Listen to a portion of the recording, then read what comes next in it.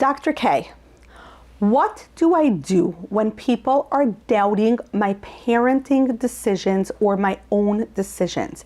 How do I set a boundary with them? How do I talk to them about this? Maybe you have a kid with ADHD that you are medicating or you aren't medicating. Maybe you have a child who is cautious when they enter a new situation, and you're going to respect that caution and not ask them to hug a family member. Perhaps it's about you. Perhaps it's your recent divorce and you don't want to discuss it with that very intrusive family member. How do I handle this at social situations? Have you ever asked yourself this question? Hi, I'm Dr. Robin Koslowitz, YouTube's post-traumatic parenting expert. Today we're going to talk about navigating difficult conversations with intrusive, perhaps well-meaning, perhaps not, relatives or friends or coworkers, and how to talk to them but still firmly hold our boundaries. If this is a topic that interests you, if you're a post-traumatic parent or a post-traumatic person and you've dealt with intrusive questions at work, at a social event, at a family gathering, and you'd like to know how to deal with them, click subscribe below so you never miss another episode.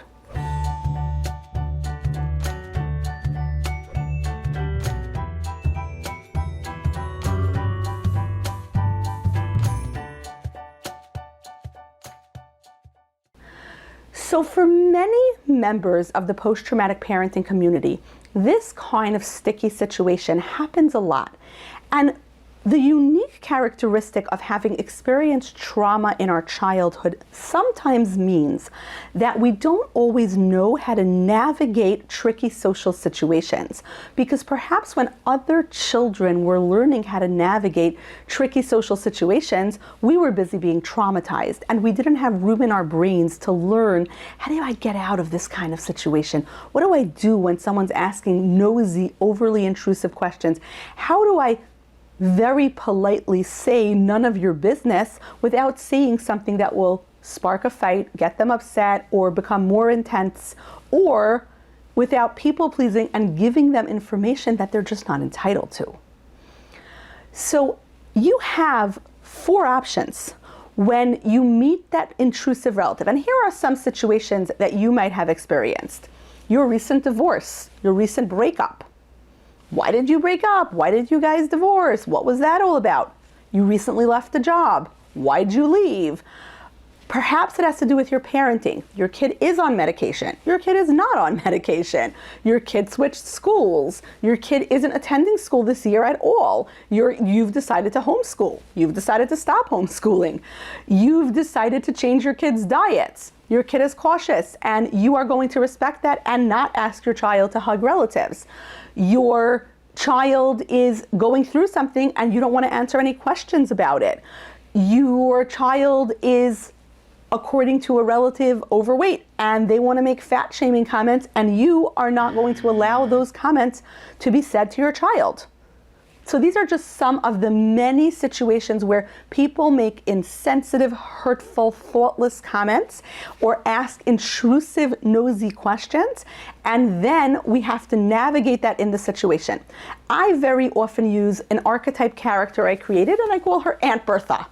And Aunt Bertha is that, perhaps well-meaning, perhaps not relative, who will ask that intrusive question. Why did you switch your son's school? Why did you leave your job? Why did you break up with your boyfriend? Why did you get divorced? Why isn't your kid on meds? Why is your kid on meds? And these are all the kinds of questions that you're just not interested in answering.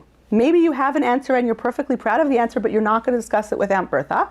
Maybe it's something you're still figuring out and you don't want to discuss it yet. But either way, you have 4 options when you meet the Aunt Berthas of the world. And here are the 4 options. You can go under, over, around, or through.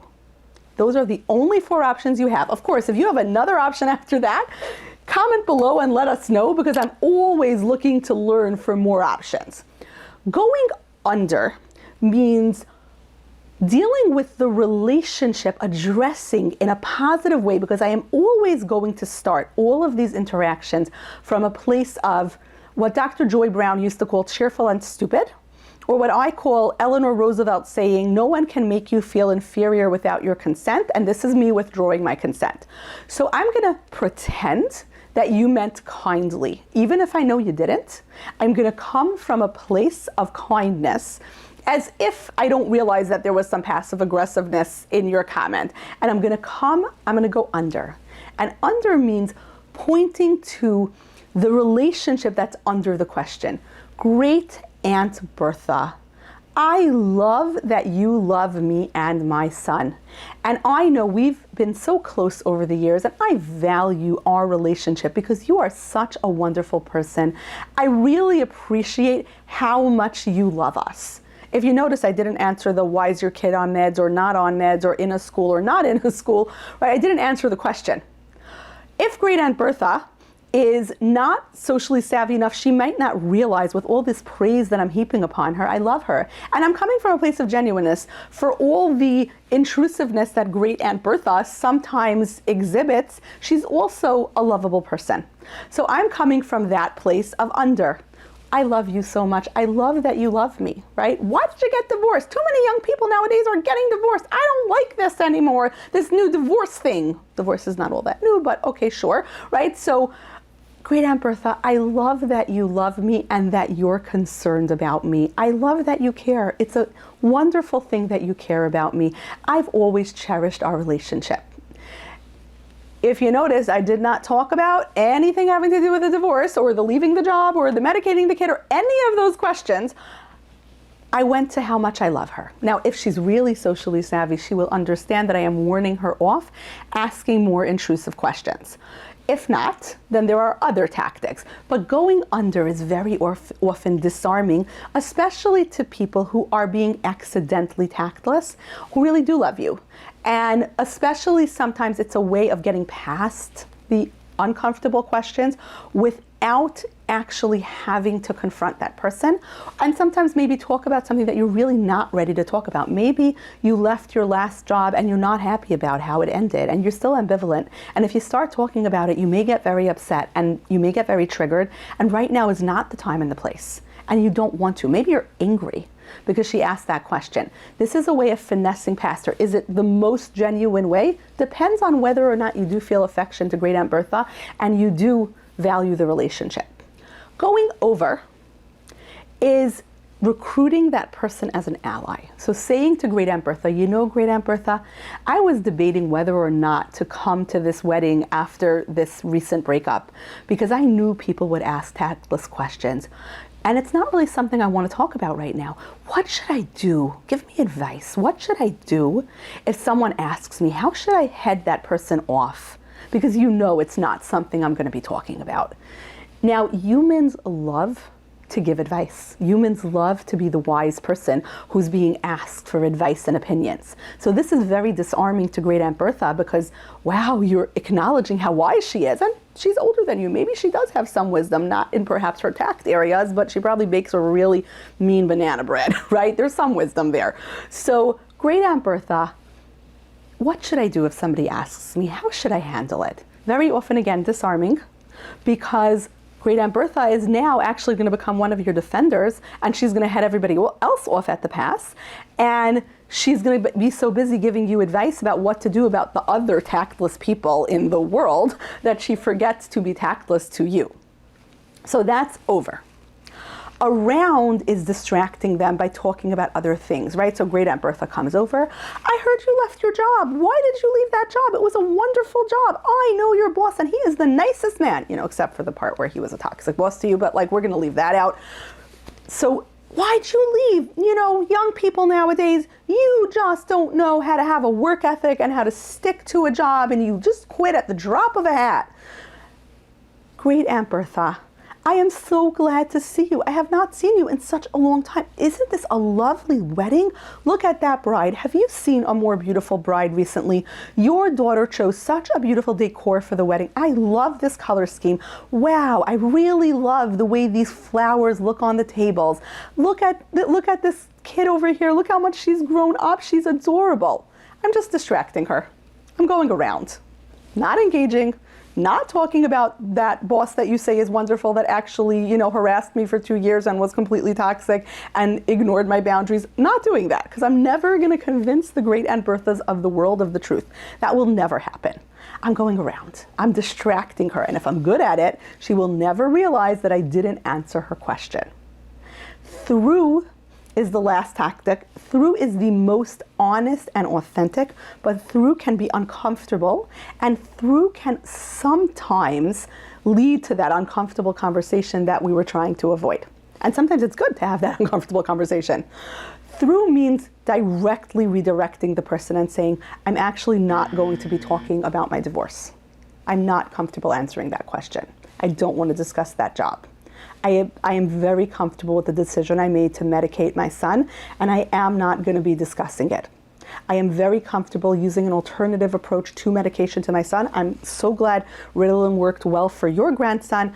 I am going to be using this approach. I am comfortable with it, and I don't want to discuss it further. So you're just like straightforward setting the boundary. And for some people, knowing that you have the options of under, over, and around gives us the courage to go through. And for some great Aunt Berthas, through really doesn't work because they will start yelling or lecturing. Through especially is something to be cautious about if your child who you're talking about is an earshot, and great Aunt Bertha might say even more harmful things about the kid. So you come in and great Aunt Bertha says, I see your daughter at the chocolate fountain dipping strawberries into chocolate. She's a little chunky for her age. You know, the best exercise in the world is push-aways. Yeah, push yourself away from the table. I myself never eat carbohydrates, and I've preserved my girlish figure even though I'm 76, right? And meanwhile, your daughter is hearing all of this. So if you go through and you say, actually, great Aunt Bertha, my daughter is comfortable with her body. I am comfortable with her body. We are not going to be making fat-shaming comments to my daughter, and I would really appreciate it if you stop. She might double down and say yet more harmful things. And we know from, so many fields, like anything from neurolinguistic programming to really almost any positive psychology, that language matters and words matter. And sometimes a child hearing certain detrimental words, even if at the moment they don't seem to notice, can really have an effect on them.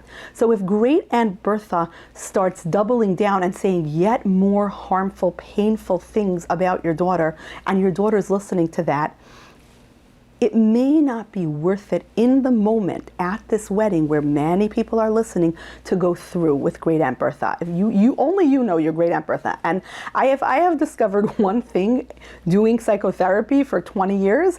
I have discovered that we've all got a great Aunt Bertha. Sometimes great Aunt Bertha is, Uncle Michael, but there's always a great Aunt Bertha in everybody's family.